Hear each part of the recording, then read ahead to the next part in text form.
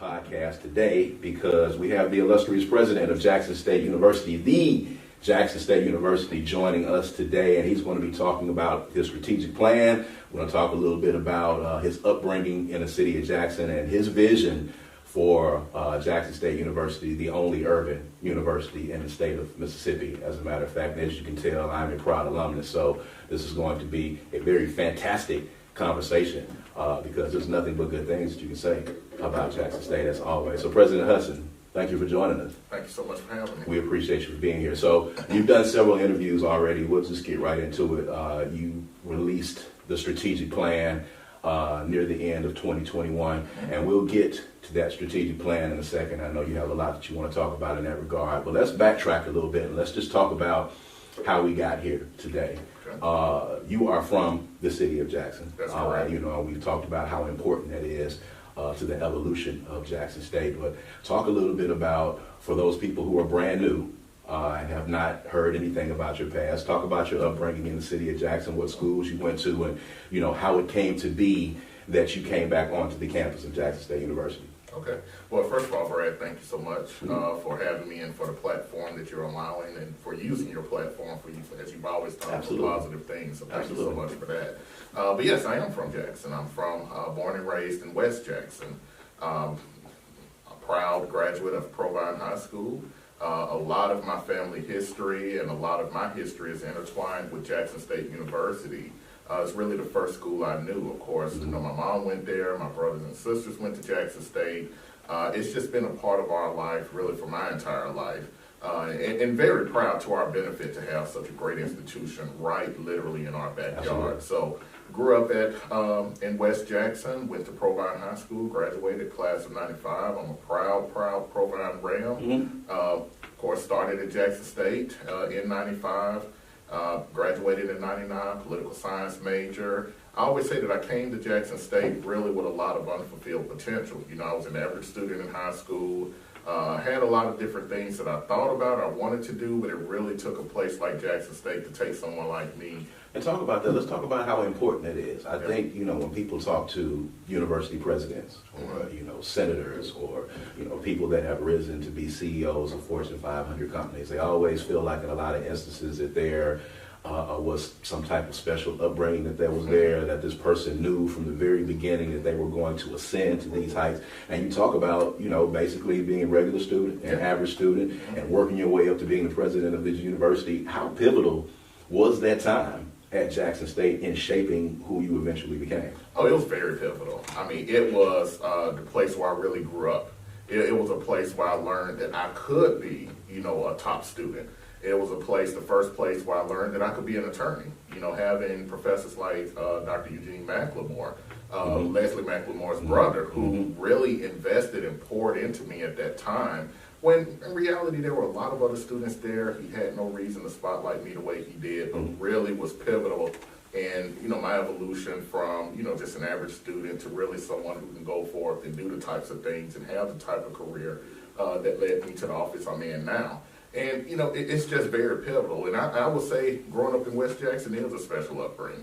Mm-hmm. Anyone who's familiar with Jackson, familiar with the rhythm of the city, that's where it all happened. Absolutely. And, just very excited to really be able to go from that to where I am now. Did you stay on campus while you were there? I did not. I stayed. Okay. My mom wouldn't let me stay on campus. Really? So I stayed at home. I didn't live very far from the campus, but yes, I was a commuter student throughout my time. Something about staying on campus, you get a little extra something special. Oh yeah. Outside of the special things that you get as well. But coming from Jackson myself and coming from North Jackson to Jackson State, it was always good to be able to go home and wash clothes and eat on Sundays. But you got the best of those both worlds because you were able to go on campus and come back home. Yes, it was great. I wouldn't change my experience for nothing in the world. But at the same time, as president, I do like to emphasize that on-campus experience, making sure that our students, enjoy their time at Jackson State. You want that to be a pivotal time that they look back on with pride, so they'll come back. But at the same time, we also want to make sure we have services and we don't forget our commuter students. Those students who come here, those non-traditional students, of which my mom was one. I had a sister who came back as a non-traditional student. really just Jackson State being that place for all. Right. And we'll talk about the experiences that, you're wanting the students to have in the strategic plan in a bit. Let's talk about how you ended up back at Jackson State. You left, you went to Ole Miss, Yes. and there were some other jobs that you worked along the way. How did you end up coming back home to Jackson State University? Well, it's very interesting. Of course, my first job was actually in politics. I started, worked for a gubernatorial campaign as a student, as a senior intern, ended up getting a full-time job there, worked in that political office for a couple of years. Went to Ole Miss, as we talked about. Really enjoyed that time. That's around the time I got married. So, our first years were spent in Oxford, came back, worked for the Department of Homeland Security during the Katrina disaster.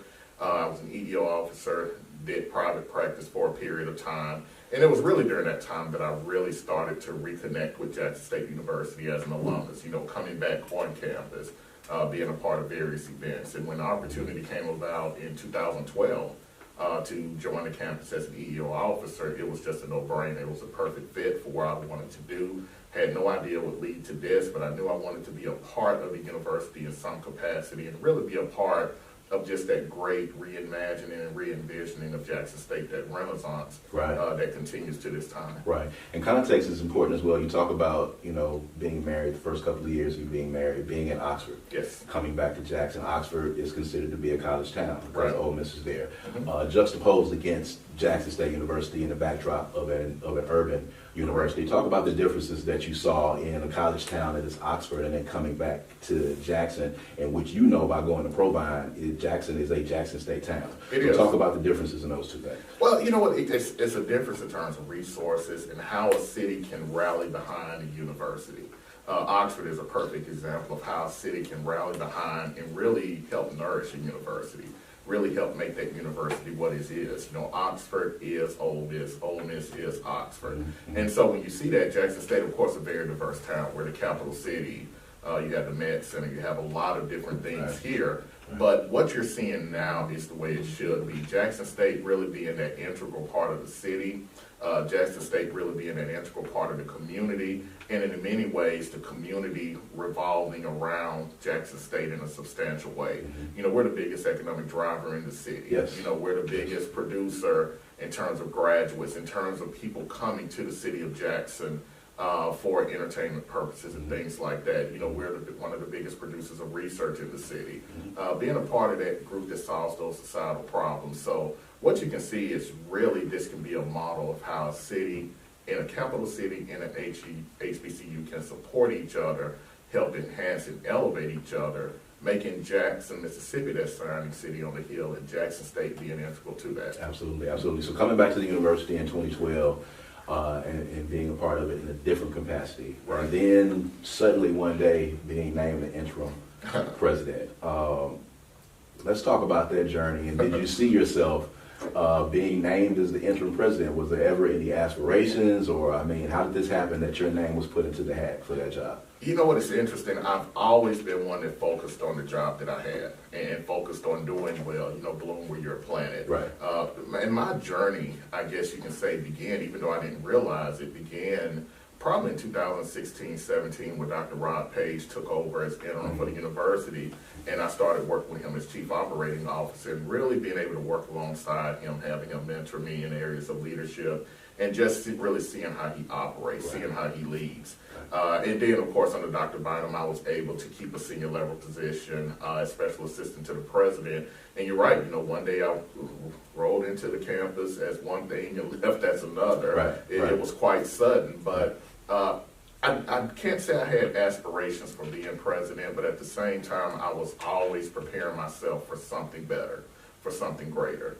Preparing yourself for that leadership role, even if you don't know what that leadership role may be. I always say you have to be ready when called, and you don't know when that might happen. And this is just an example of that. You don't know when the call was going to happen. I certainly didn't know when that was going to happen, but when it did, I was ready to take on that mantle of leadership. So let's talk about the role interim, because, a lot of times, a lot of people have a lot of, notions of what that means. And let's just be perfectly honest out here, because we know the history. Two presidents that preceded you, left by what some would deem to be dubious means.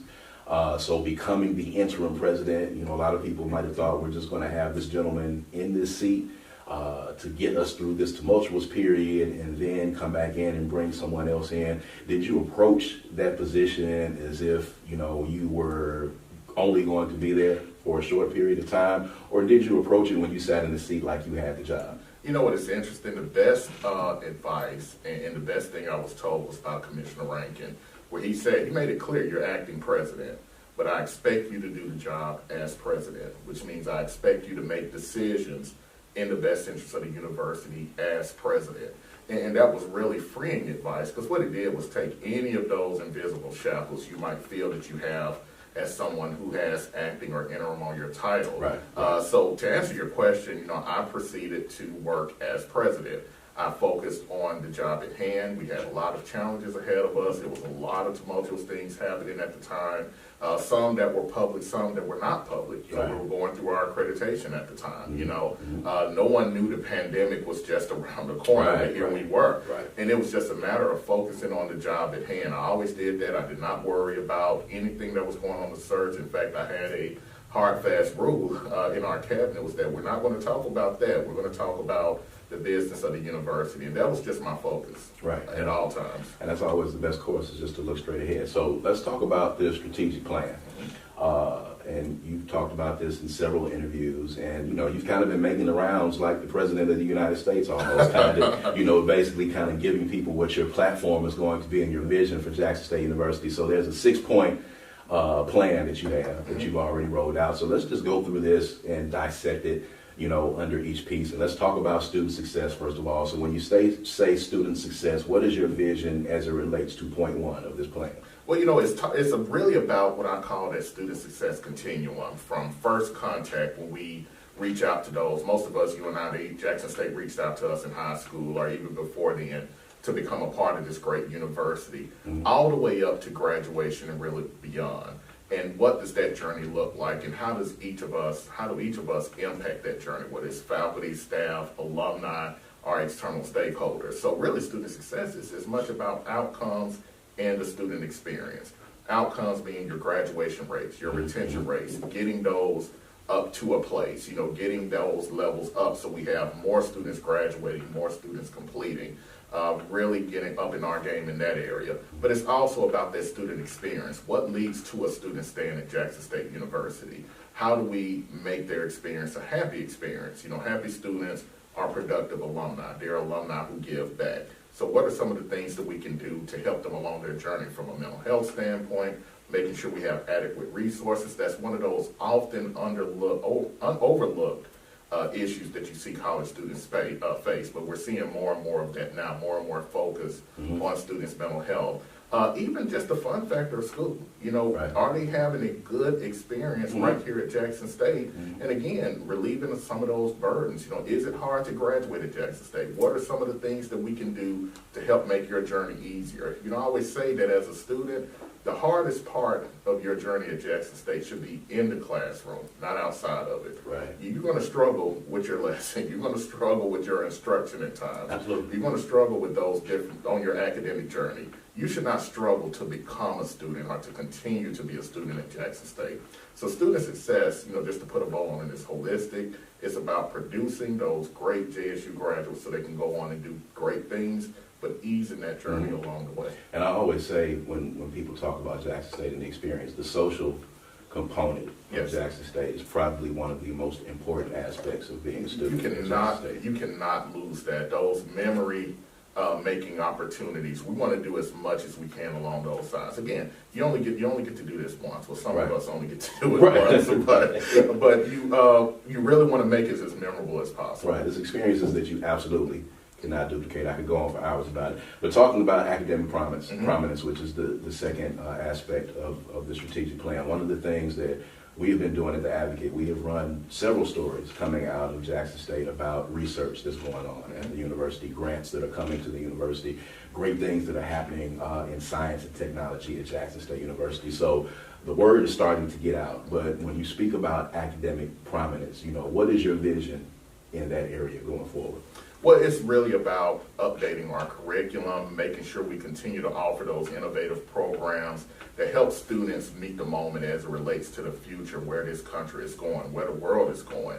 So again, it ties into that student experience in terms of your academic journey.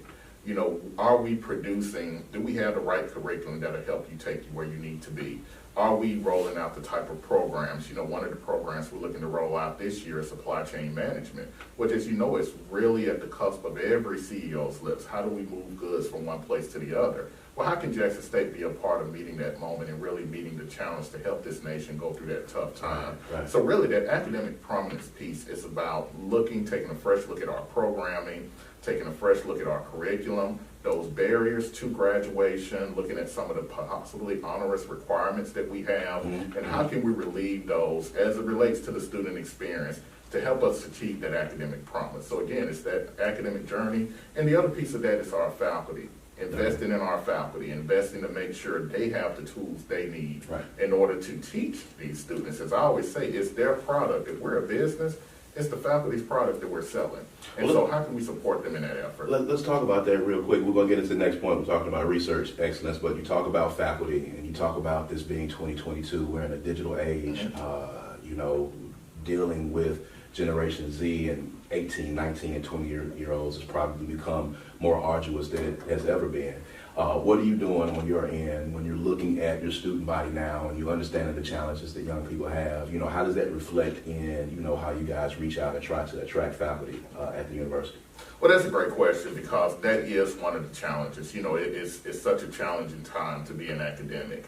And what we try to do is create an environment right here at Jackson State where faculty can thrive. That's the best thing you can offer that talented, you know, postdoc, that talented junior faculty member. Can you come to Jackson State and really thrive in the areas of teaching and service and in research?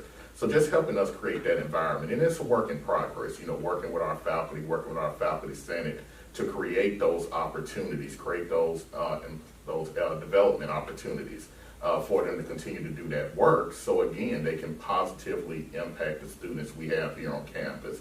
And a lot of that is making sure we have the tools we need, you know, stepping back into student success just a little bit that relates to academics.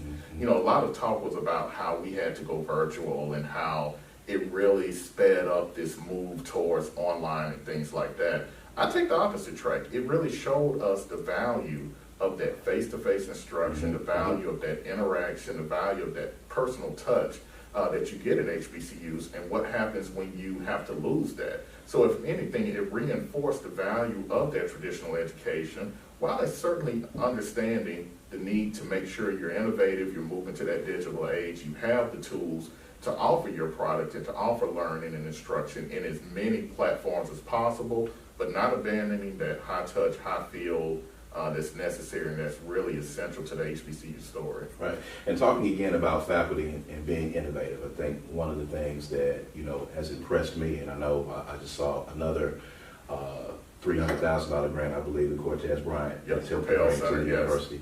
Talk about, you know, how important it is having somebody that is probably one of the top 30 music moguls in the world right now, and a Jackson State alum, being a part of the faculty and actually teaching a course on the university, and what that does for the stock of Jackson State University and what that does in attracting students to the university as well. It is pivotal.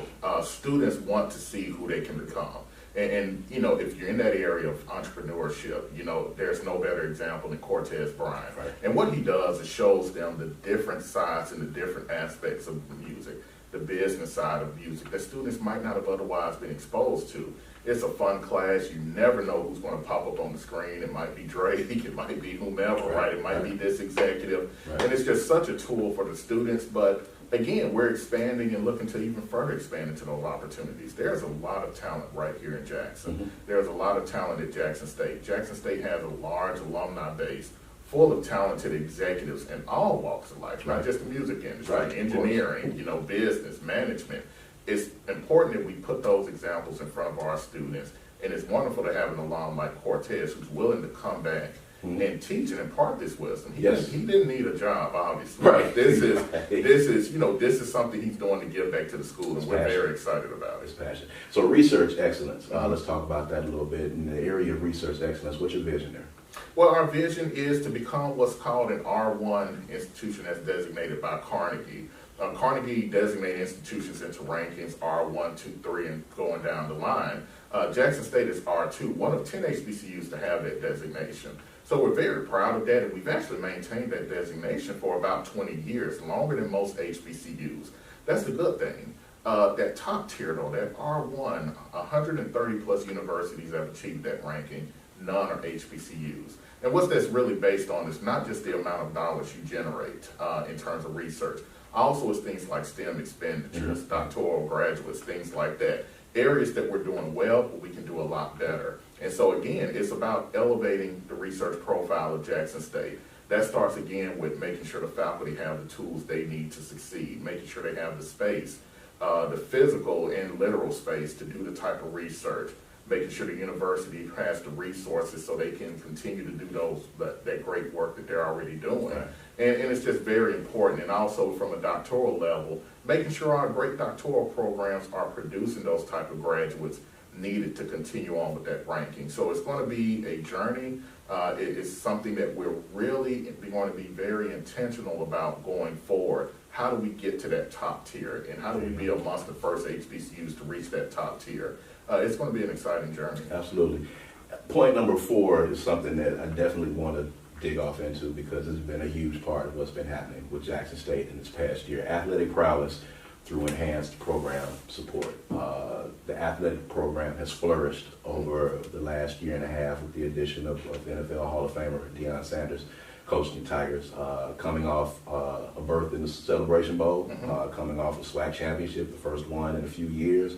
The town is abuzz with all of the energy and all of the attention that Deion Sanders has brought to Jackson. And I commended you, in print on your ability to navigate this, what some would call a sideshow, almost of what's been happening with Deion. But when you talk about athletic prowess through enhanced program support, what exactly are you meaning?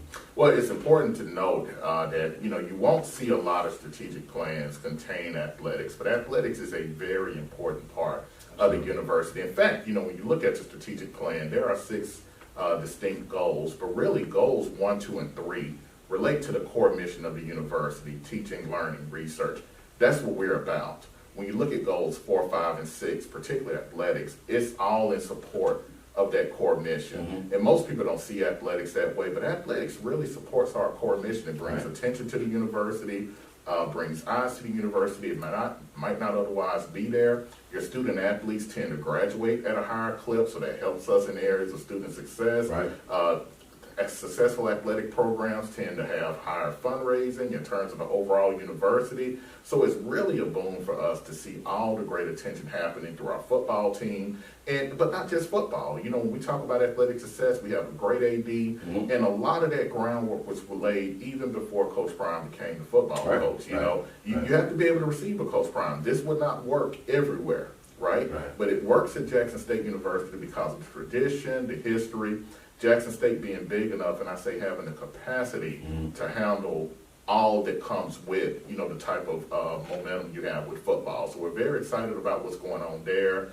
Basketball, especially women's basketball. Tamika Reed, Coach Reed, local product, went to Murrah doing a wonderful job as basketball, and really seeing people who have such a love and a care for the university and for their city and wanting to give back in their work. It's just a wonderful thing. And so the baseball team as well. Baseball team, Coach Johnson, track. So so we want to continue to build upon that in terms of facilities, making sure those students have the spaces so they can continue to succeed. We're completing a major project with the Walter Payton Center.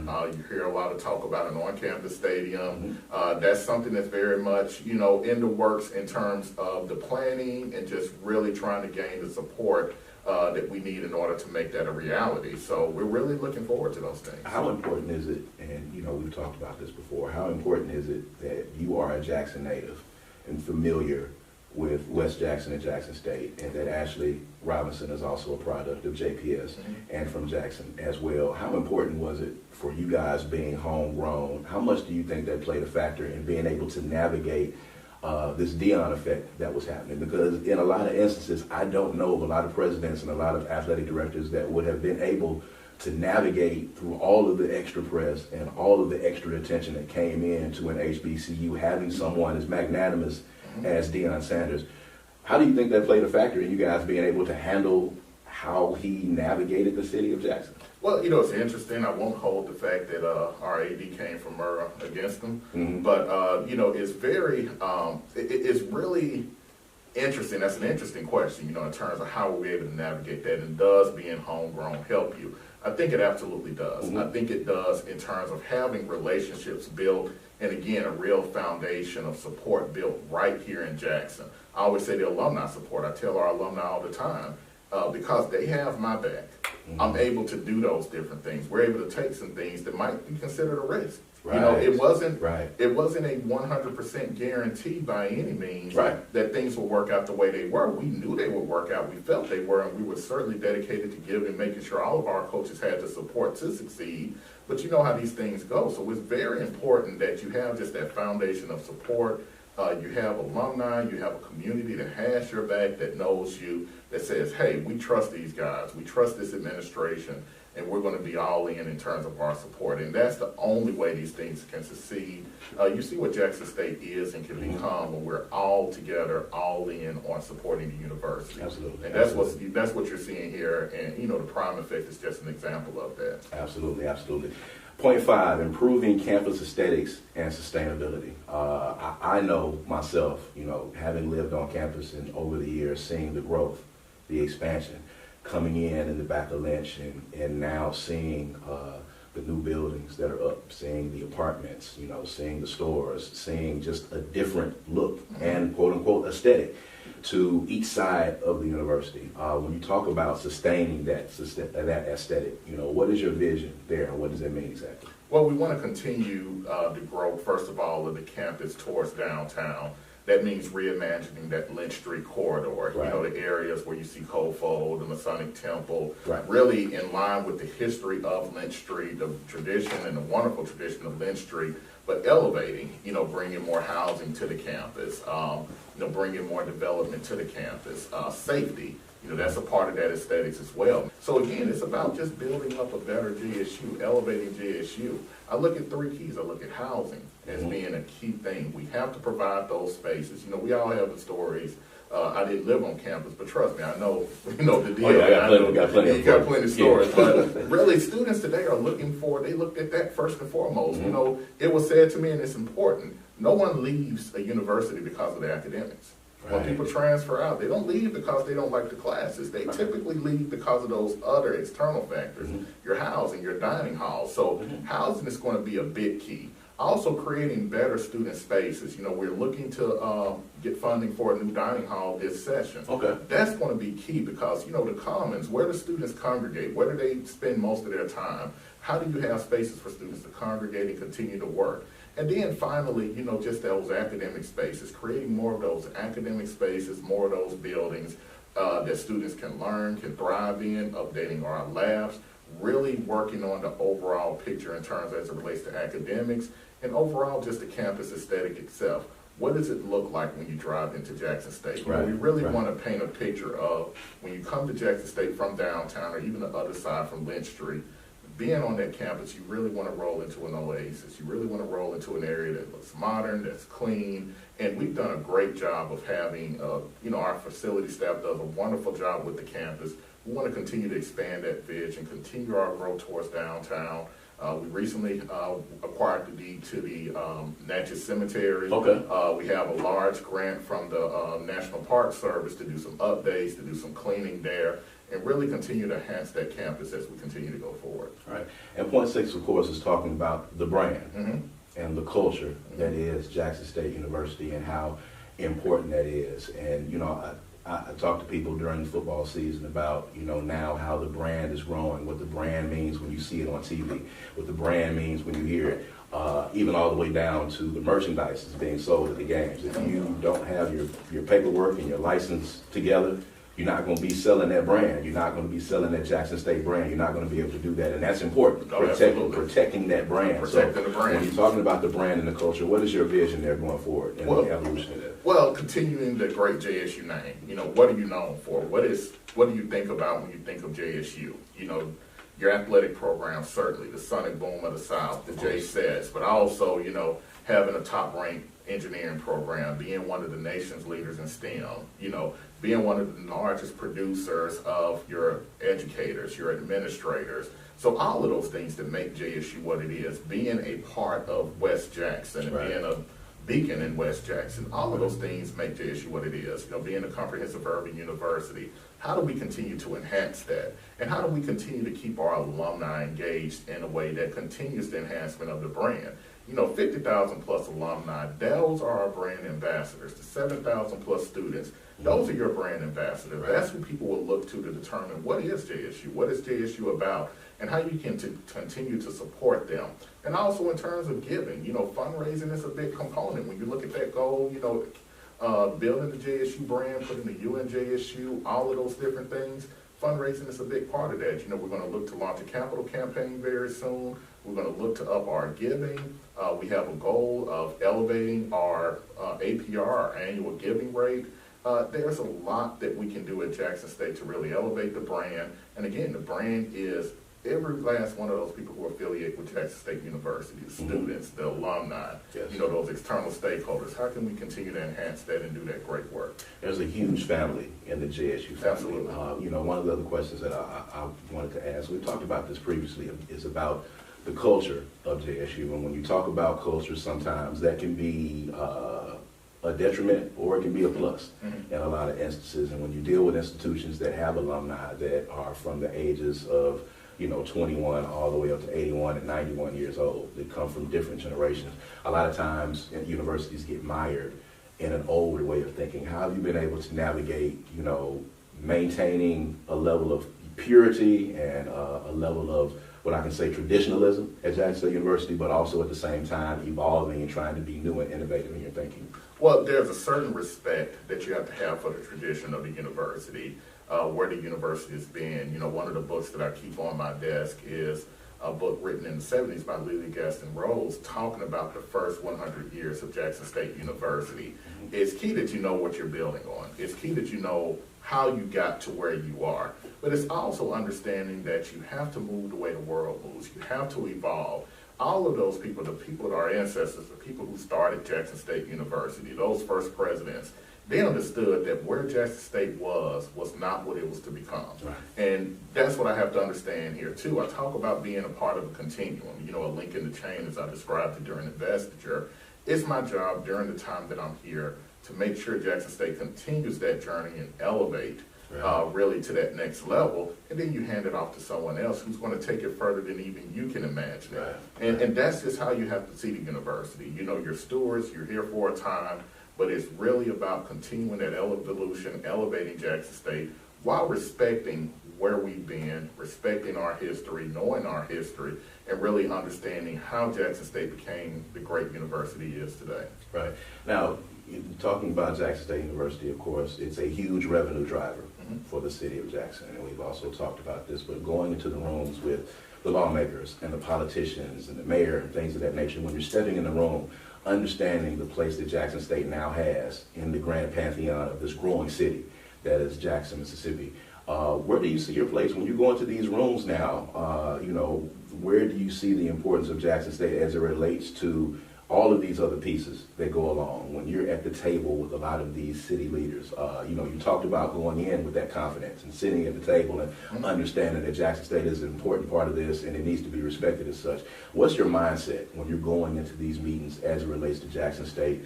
And what's its place in the, I guess you would say, the pecking order or the hierarchy, the governmental hierarchy of the city of Jackson? Well, you have to go in with the understanding that whatever conversations are being had, if it's conversations around economic development, if it's conversations around things like healthcare disparities, if it's conversations just around education in general, Jackson State is key to that conversation. We're central to that conversation, and we're very much relevant in terms of what do we do and how do we continue in this state that has so many issues and so many problems. How do we solve those societal issues?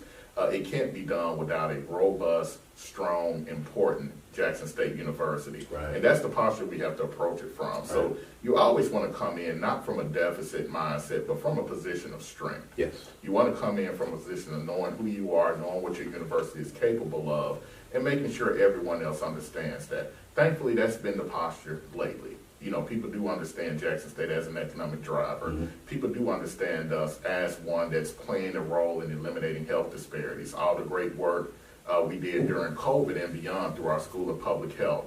People understand us as being a part of the solution as it relates to education, graduating a large number of STEM graduates in particular. Well, really, if you look at your top 50 jobs, probably 45 of them are STEM related, the top 50 fastest growing jobs. Most of them are STEM related, engineering or healthcare related. Jackson State being a part of that solution and being a driver of that. So we approach it from a position of strength.